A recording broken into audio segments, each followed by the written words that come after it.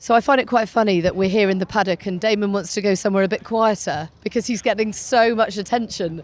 But Damon, this is the perils of being a world champion, I'm afraid.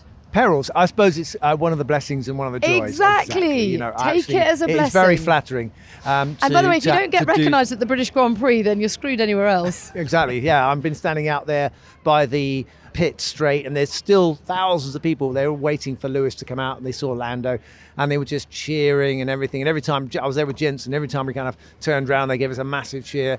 That was an adrenaline-packed Grand Prix. I'm exhausted as much from watching the race as I am from anything else. Well, I think we need to debrief everybody. Welcome to the post-British Grand Prix edition of F1 Nation with me, Tom Clarkson. Me, Natalie Pinkham. Me, Damon Hill.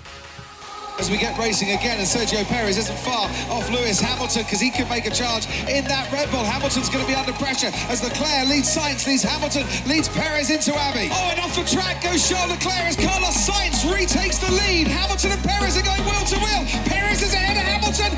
Back comes Sainz and Leclerc. Perez goes off the track, cuts the chicane. Off goes Leclerc. Through goes Hamilton. Unbelievable stuff. You can hear the roars of the crowd, whatever colour caps they're wearing. Making his 150th start from pole position, is going to take victory, and for the first time in Formula One, Carlos Sainz is victorious. He wins the British Grand Prix. We did it. Yes, we did it. Yes, Carlos. I can't think of a better Grand Prix. I'm racking my brains, Tom. I mean, it was just thrilling, wasn't it? Where do we start then? Should we just do it in chronological order? I can't think of another way of doing it. I mean, the crash. Yes, the crash. Now, the crash was upsetting and alarming, wasn't it? It was dramatic. But the thing was, the cameras switched very quickly away to Joe Guanyu's car, and that really kind of made us feel a bit uncomfortable because it makes you feel sick, doesn't it? Because you know that if they're not showing it, it's because they don't yet know if he's okay. And so the longer that takes. And they didn't show any replays or anything like that. And we saw George running across. I'm guessing George got out of his car and ran across to see how he was. I now understand why he did that, because he was thinking, where did the car go? I've just had a crash with Joe and there's no sign of him because he was hidden behind the barriers. I've never seen that. I'm laughing now, but this relief, you know, we're all laughing now because of the relief. That thing leapt over, it dug in the gravel just before the tyres and then rolled up onto the tyres and over and into a fence. But just to reassure everyone, there is another catch fencing behind that. So I think we would have been okay, but even so, it made it over the tyre barrier, which is quite alarming. So I just bumped into Graham Loudon, who manages Joe Guanyu, and he said that when he came out up to the pit wall to talk to the team, reassure them that he was okay, he got this huge cheer from the fans and he couldn't really understand why. And Graham was like, mate, we were genuinely really worried about you. He was like, oh, absolutely fine, don't worry about it. But I suppose when you're in it and you know, it's just the not knowing that's the hard part, isn't it? The chain reaction of events that led to the accident as well. I'm guessing there's a little bit of overexcitement at the British Grand Prix among the drivers because the atmosphere, the crowd just gees everybody on. Is it a coincidence that you end up with drama at the first corner when the drivers for the previous 2 hours have just had noise and excitement and adrenaline from the crowd? No, I don't think when they get in the car that they are thinking, this is the British Grand Prix, I'm going to do something really special. I think later in the race when Lewis was leading, I'm sure he was thinking to himself, I am going to give these people something to remember. And he did, but... I so thought he was going to win it. You? Rewind. There must have been a stage where you we really did. thought... We thought that, didn't we? We just thought this is unbelievable. This is going to be the most unbelievable sporting victory ever because of not being even on the radar all season to lead a Grand Prix. And there he was leading. It was incredible. And he looked good. He looked, the pace was good. Well, as Carlos Sainz said after the race, he was the fastest man on track. And that was proven by the stopwatch as well, wasn't it? He got the fastest lap. But, of course, that crash with Joe led to the red flag. And do you know what? With Carlos, he's just had the racing gods with him all weekend, hasn't he? Look at qualifying yesterday. Well, about time, by the way. He's had a lot of bad luck. It felt like it was the right time for him. I think the thing is, Tom, when you talk about luck, you can get really lucky and something landed on your lap. But I mean, the fact of the matter is, if you keep knocking on the door, opportunity sometimes comes your way, the door opens. But if you don't knock on the door hard enough, then you're not there when it happens. And he's been there. He's been there trying, to do it. Clearly, he wasn't as quick as Charles in the race as well. But then he grabbed the opportunity when the pit stop came. And I don't know whether he got on the radio and said, I'm coming in, or whether they said to him, Apparently it was them. It was them that said it. But he'd argued the case also to be allowed to race as well. And they were giving him that opportunity. And I think that's fantastic for Damon, Formula I'm One. not taking anything away from Carlos. It's just that yesterday in qualifying, it was such a topsy-turvy session, and Max and Leclerc almost sort of took each other out by spinning in those conditions, so they didn't get their best laps in. And then the Joe crash meant that the grid reformed in qualifying order because they hadn't been past the second safety car line. It all just worked perfectly for Carlos. And once he got away at that second start, he was off. And I guess the big question now is, looking forward, is this the turning point for his career at Ferrari? It's been a long time coming, and got the pole, he's got the win. He feels much more comfortable in the car. You saw that really in Monaco and in Canada. And now it feels like, he could really capitalise on this, and his trajectory is a positive upward And one. I definitely felt that the team is still backing him.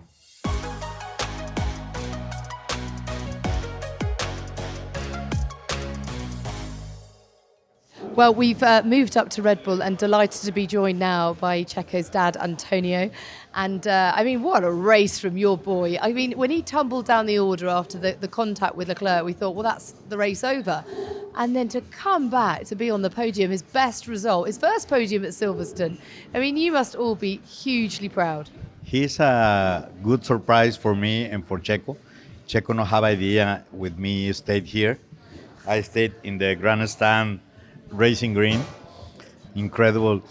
But do you imagine in the grandstand, only one Mexican pushed the support, and millions of British people in the grandstand? He said, what's happened? But no have an idea the father of Checo, me, in the grandstand. Silverstone, I think so, is in Spanish the cathedral of the racing cars. No, it's the most important circuit for men's. This is a track. This is good racing. This is full racing. It's incredible. I love it. Silverstone. And for Checo, he lived many years ago, very close here in Oxford. Now he working very many times with the factories of the team, with Racing Point, with McLaren. No, and is I think Silverstone is your second home from Checo in And for the Europe. first time in his career, he's got a car that he's competitive at every race. He's second in the World Championship, just behind his teammate. He can go for the championship. How is this all going down in Mexico? No, in Mexico and Latin America. Checo is only the one Latin American driver now, and many people in Argentina. Checo in Mexico, he's very popular, but the Miami race is very different. The people from Brazil, from Venezuela, from Peru, from Argentina, everybody's excited with the Mexican. Is you people, is Latin America. I think so now is very, very popular. It's more Checo now in the world. This is very important. The support of you, the TV, the good comments of the people with good experience, like a champion. He support to Checo many times when Checo not driving in Red Bull. I remember. Damon, you have always said, and you know what we've said on this podcast? He said, I've always said. And it's Sergio great Perez to has see got it. him in a competitive car, like you were saying, and being able to show what he can do when he gets an opportunity to be at the front. And I'm just thinking also, we used to be Brazilian drivers that came. Are we going to see a flood of Mexican drivers coming across here and following in his footsteps, do you think? I think now is like the support now in Mexico, the economy is no good one, but I think so the kids, he's coming, many drivers. Antonio, my other son, he pushed many kids in different series now for driving and go-karts and other categories for push to the next Checo Perez. It's very important when Checo arrival to the Formula One. In 30 years, no have had drivers in Mexico Formula One.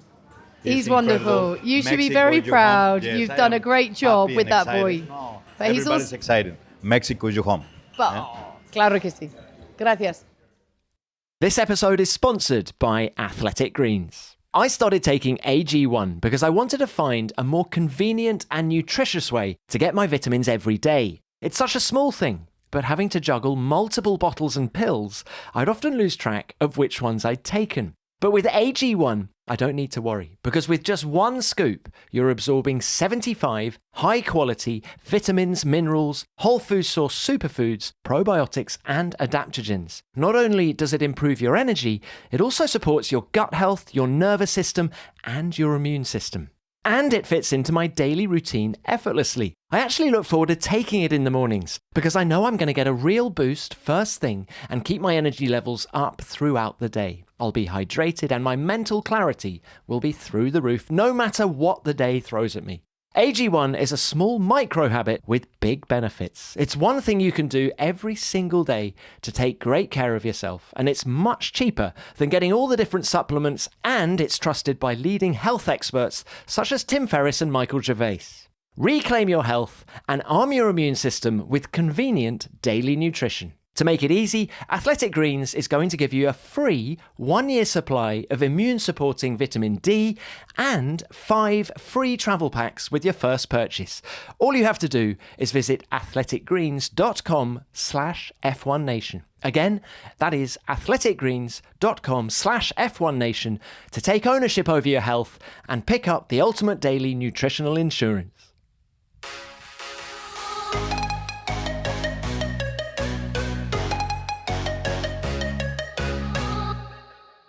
Now we're in the pit lane outside the Ferrari garage, and just look at that. What a trophy that is.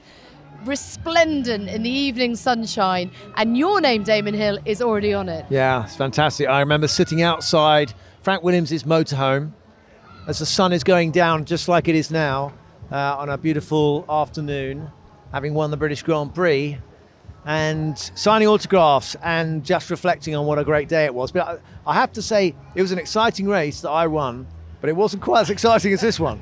What a beautiful segue, because Carlos Sainz, the man who was holding that trophy on the podium just a little bit earlier, is walking towards us. Carlos, absolutely fantastic. It's been a long time coming, but you've got to really make the most of this moment, a huge moment in your career.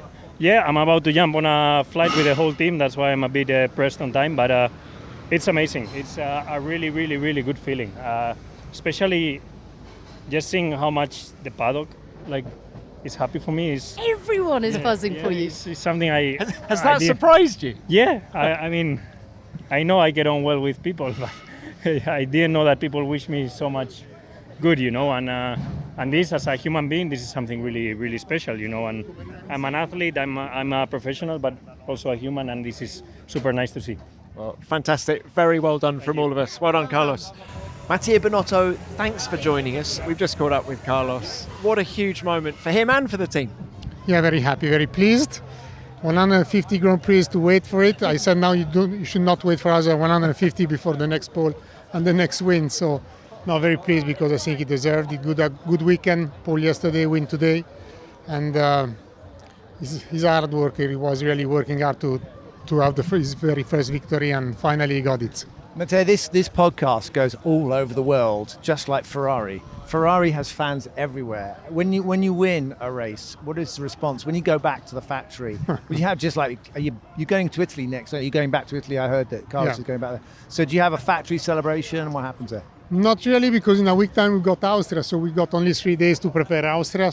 But it's certainly a big boost. So what we are doing is to put another flag, the third flag at the entrance of the factory, which for us is important. But then I think people are really head down to prepare the next one, because we know that the challenge is already coming. But certainly it's a big boost, and it was important after so many races not winning to be back at the victory. When we spoke to Carlos, he said he was actually surprised at the response, how many people were so happy for him. It's no surprise to us. He's a hugely popular guy. The big question is this the first of many? Will this be a catalyst now for him to really push forward? I hope so. I hope so, because I think he's a fantastic driver. He's strong. Certainly will give him further more confidence.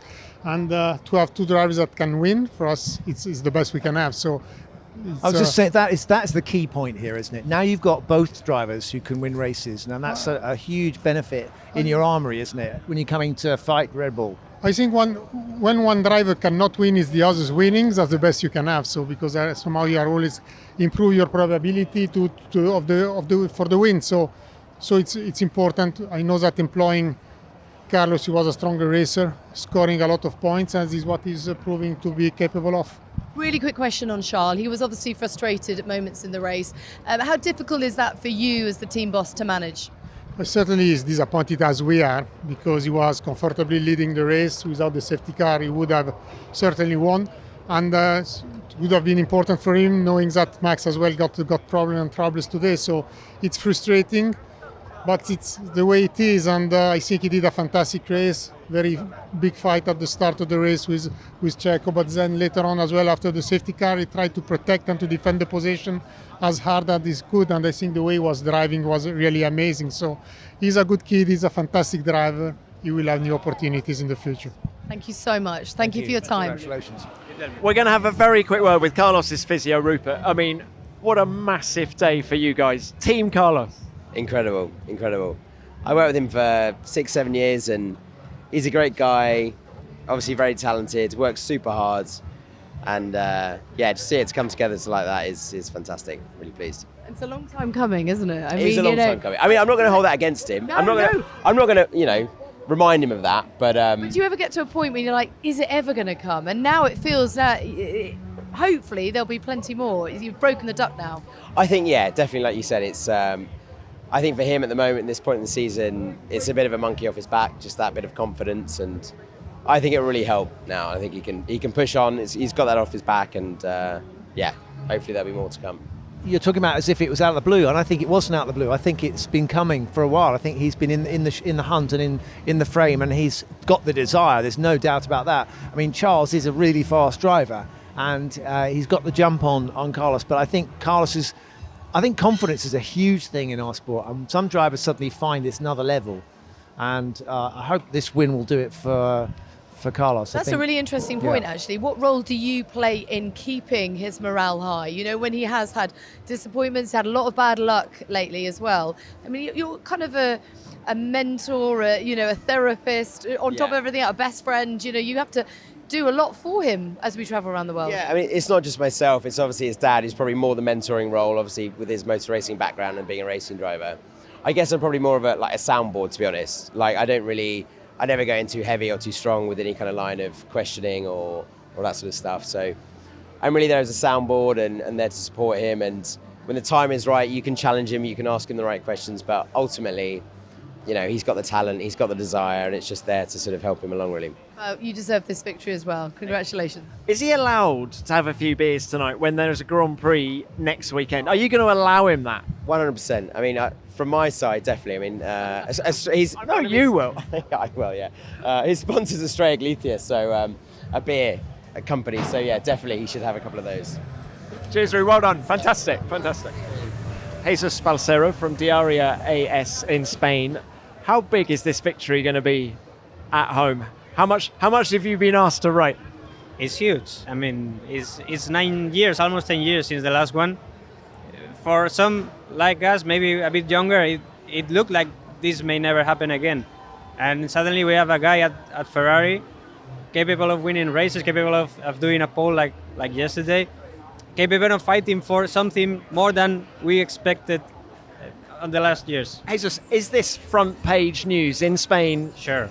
Not only the sports media, also the journalist media, like the serious newspapers, because this is one of the biggest achievements for Spain in sport.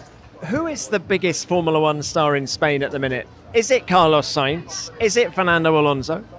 Fernando is a two times world champion. He's a legend of the sports for us, because in a way he invented the sport for us. We were not that much into Formula One until he came, but Carlos is kind of raising his level and getting closer to that situation. I think in a few years, if we see these kind of things more often, it will happen. It's fantastic. Great news. Thank you. Thanks for coming on the show.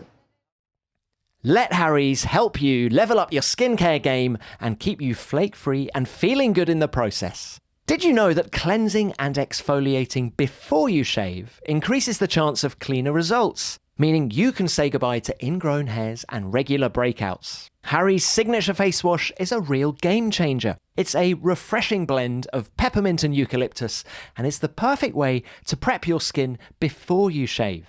I've actually made it part of my daily routine, regardless of whether I need a shave, so I can keep my skin feeling fresh and protected every day. F1 Nation listeners can get hold of a free travel-size face wash when you redeem a free Harry's trial set at harrys.com/F1Nation. All you need to cover is £3.95 for delivery. In your trial set, you'll get an expertly engineered handle, which is excellent at giving you more control over your shave, a 5-blade cartridge complete with precision trimmer, a handy travel blade cover for when you're on the move, and a lubricating foam shave gel. And don't forget to try that freebie face wash to see what a difference it makes to your skin. So support our show and start your own skincare journey by redeeming a free Harry's trial set. All you cover is £3.95 for delivery. Go to harrys.com/F1Nation. That's harrys.com/F1Nation.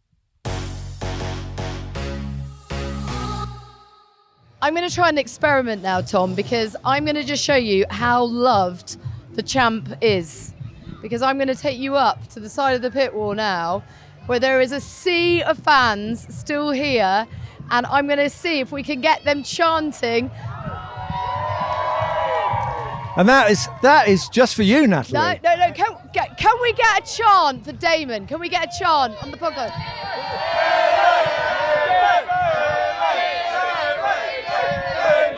Brilliant, absolutely perfect. Yeah, and I take them everywhere with me. That's absolutely. It's everyone should have a crowd of people chanting your name. Well, we should say there have been more than 400,000 people here this weekend. 142,000 today. Was it the biggest ever race day crowd at Silverstone? Well, I mean, and also it goes on for what, 4 days. I mean, the Indy 500, I think, is just a one-off race, big crowd. But this is unbelievable. This is the biggest Grand Prix I think I've ever been to at Silverstone. One of the most thrilling parts of the race for me was that huge flurry of activity at the end, where you saw Alonso in the mix. I mean, he thought he might get a podium today. Norris was up there, and then you saw Schumacher, who was obviously going for his first ever points in Formula One, trying to take on Verstappen. You're like, don't do it, just play it safe, bag the points. Absolutely brilliant, wasn't it? It was after the safety car, basically, we had our mind anyway set on kind of who was going to win this race from the front, and you took your eye off the ball because there was Sergio as well lurking, and then Fernando Alonso lurking as well. So there was some really incredibly close racing, and I think that it showed these cars can get really close in the high downforce corners because they were very close for a long time. And it just set up the most thrilling finish. And in the press conference after the race, both Carlos Sainz had checked out, hasn't he? He'd gone at the front, but both Perez and Hamilton, who had a great dice with Charles Leclerc and each other, said it reminded them of their karting days. You could see they were still so pumped by the racing. Yeah, I could totally get that. I mean, it was literally, there were guys who have been karting against each other in their careers. I mean, Lewis is actually a bit out of their group now, isn't he? Because a lot of them are so much younger. But I mean, he knows what karting is all about. I mean, but you're karting with almost 1,000 horsepower cars, and going much faster. What I thought was significant as well was it was all respectful. I mean, particularly Hamilton and Leclerc through Copse, through all the quick stuff. They were arguing over the same bit of asphalt, but not once did they touch. Well, no, there was a little bit of touching, I thought, a little bit of shoving, leaning on people. But I think that the race directors, when they had a protest, it seemed to be very quickly dealt with, and basically they said, no, we're not going to do anything. That's fair racing. I think that was a good sign. Well, and Danny Sullivan, who was the driver coach this weekend, is very much of that ilk. He believes they should just let them race. And I don't think there was anything underhand in anything that we saw. No, there wasn't. I mean, I think it was what happens when you race. What happens when you've got a guy diving down the inside, and you can't make room for everyone. Sometimes you use all the road, and we saw Lewis going off at turn 3 and being, you could say, okay, well, he was pushed off by Sergio, but no, really, Sergio dove down the inside, and Lewis had to give up track position. And you know, it was brilliant watching some very, very exciting racing, and I thought it was hard but fair. You know, what about, you know, Charles and Lewis going around Cops? That was so I mean, it unbelievable. was brave, it was balletic, it was beautiful to watch. I mean, it really was thrilling. And the precision with which they drove and the respect that they earned from the crowd. I mean, the roar was deafening, and I just had it through an earpiece. And proof that the 2022 regs are working. That's crucial. Yeah, I think definitely on a circuit like this, it's shown that, you know, we have had some processional races where people couldn't get close enough in the fast corners to be able to get the DRS to work. But this time, they were able to do that. They were able to get their car, follow through the Beckett section, and then get close enough to have a run down to Stowe. So that was good. How about Alonso? Fernando Alonso was magnificent in quali yesterday, almost as good as he was in Canada. And then today in the race was just pushing so very hard. I asked him afterwards whether the car was genuinely as competitive or whether it was just a case of him being able to pick up the pieces if other people made mistakes. And he felt probably more of the latter. But he's there, he's in the mix, isn't he? He's able to, be opportunistic. And he's edging ever closer. Alpine have bought more upgrades. What's significant about that team is all the upgrades they're bringing are working. They're making strides every time they bring a new part to that car. I think Alonso, particularly Alonso, I feel the gap between him and Ocon is becoming not significant, but it's becoming a permanent gap, I would say. Yeah, but hang on. Ocon's still ahead of him in the sure, because of the early run. Do you remember the first? But, you know, so I think Ocon's had a bit of bad luck as well today. Like, he had that fuel pump issue, but he could have been on for a 6th place finish. Very, very good in the races, but something Otmar Safnauer said after Montreal to us on the show was that where Alonso is different is he's able to find the grip immediately. So when you get a qualifying session, as we had in Montreal, as we had here at Silverstone, which is wet, he just makes the difference. And he's got incredible racecraft. He's got incredible awareness of what's going on strategically in the race as well. You know, the other thing is this battle between Alpine and what used to be Renault as well, and McLaren. You can't keep them apart, can you? It's like a pub brawl. Well, and McLaren, Lando Norris having a tremendous qualifying yesterday. But Alonso did him in the pits. He lost a place to him in the pits. That was pretty crucial, wasn't it? But again, it shows what a great racing team Alpine are at the minute. Yeah. They really seem to be getting the maximum out of it. And Norris has had a good weekend. I feel McLaren have had a good weekend. Him coming home in 6th place. When you say Norris has had a good weekend, Lando's had a great weekend, definitely. Where is Danny Rick? What happened to Danny Rick this weekend? He went completely off the radar. He says he's still looking for answers. I mean, there was a lot of head scratching in the pen. He said, I haven't got the answers. He did well to keep out of that melee at the start. He didn't realise just how close he was to getting shunted by Albon at the start. And by the way, we should just say on that Albon has had to go to hospital for precautionary checks. We're hearing that he's okay, but may have a bit of concussion. And, you know, we wish him well. I mean, I don't think you'll find a nicer guy in the paddock than Alex Albon. It was a shame, really, for Williams, because Latifi did so well in quali yesterday. We didn't get to see how well the upgrades were potentially working on that car because Alex was out at the first turn. Well, they didn't do very well, did they? Because the truth is that Nicholas Latifi got through to the Q3 and, you know... And didn't have any. Yeah. No, I know, but we didn't see that the true potential of them because Alex had an issue in quali and then was out straight away in the race. Quick shout out to Latifi. Not only did he qualify 10th, but he stayed in the points for quite a significant part of that Grand Prix. And then just dropped down to 12th, didn't he, ultimately? But Norris, back to McLaren. Yes. Really good for him. You say Daniel's still looking for answers, but I kind of feel he's been looking for answers all season. Is that really unfair? Well, the last 18 months. I don't think it is unfair. I think by his own admission, there's a lot of questions that need answers, and he hasn't got them yet. He went out on the hards, couldn't kind of get heat into the hards, came in and put softs on because he had a DRS issue. His DRS was jammed open, so he came in and swapped to softs, but, you know, didn't benefit from that. It's time for a quick break. This is technically an ad break, but our partners at Calm want you to focus on yourself for a moment. Take a deep breath and let it out.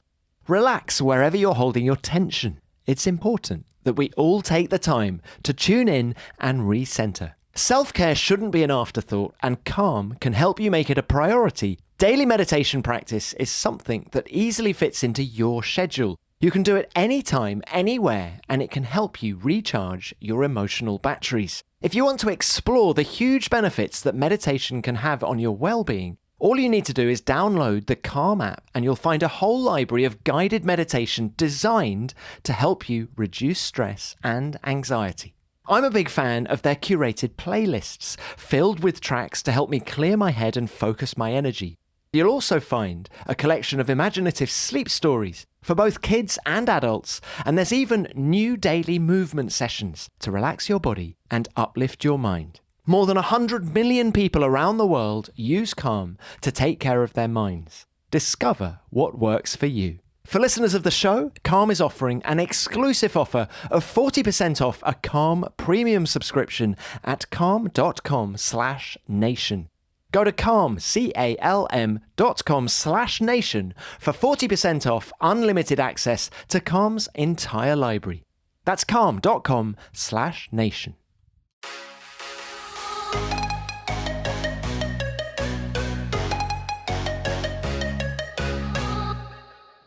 Another person searching for answers in a way is going to be Max Verstappen, isn't it? So, well, I don't know. I think he had bad luck this weekend. You know, I think he had the yellow flag in quali. He could have put it on pole. He thinks he would have done had it not been for Leclerc's incident, which brought out the yellow. And then in the race, you know, he hit some carbon, ironically, probably from his teammate's car when he had the contact with Leclerc. And then it damaged the floor, and with that lost a huge amount of downforce. I mean, it's one thing to say, don't worry, Max, carry on driving, it's not critical. Well, you know, it might not be critical. How do they know but that, by the way? You're limping round and with no performance. I think he would probably say that was quite critical. Yeah, well, we said the thing is, from the championship point of view, I mean, yes, he was unlucky this weekend, but we needed, for the championship, for Ferrari to have a big points haul, and they've done it. Maybe the points should have gone to Charles Leclerc, but they didn't. They went to Carlos Sainz, and Ferrari allowed them to race, and it was a great race, and it's actually swung a little bit back, and you know, Max is going to have to do a bit more work. So that's good, because luck is the random thing, isn't it, that makes racing exciting as well. It's not, you know, what I don't want to not see Max do as well as he possibly can. But, you know, at the same time, you don't want everything to be decided halfway through the season. It also proves just how critical the flaws are in terms of performance this year, because Charles Leclerc can drive without a front wing end plate for the whole Grand Prix and actually be lapping faster than his teammate. And yet Max Verstappen damages his floor in an incident that none of us actually really saw, and there was nothing from the outside that we could see was damaged, and the car was nowhere. So I guess the debrief at Red Bull is going to be going on for quite some time as he searches for those answers. Now look, Schumacher, I was so thrilled for him to come home in P8, and he was still pushing so hard at the end, wasn't he? Yeah, he really was. It was brilliant to see, although probably quite nerve-wracking for Gunther Steiner, thinking, just don't have contact with Verstappen, for goodness sake, you know, just bring the points home. But he was beaming in the pen. I mean, this again, talk about getting monkeys off backs. Sainz has done it with that win, but so is Schumacher. I think that will be a huge relief to him and hopefully open the floodgates for many more. Yeah, and it also showed their little battle, as in Verstappen and Schumacher, just how hard Max is prepared to fight for a 7th place. He knows at the end of the season those extra points could all be, count. Yeah. And actually, that was another thing I asked him in the pen, was that, you know, with the damage and with that lack of performance, actually, damage limitation, all things considered, 7th place isn't bad. Yeah. You know, at least he didn't tumble out of the points altogether.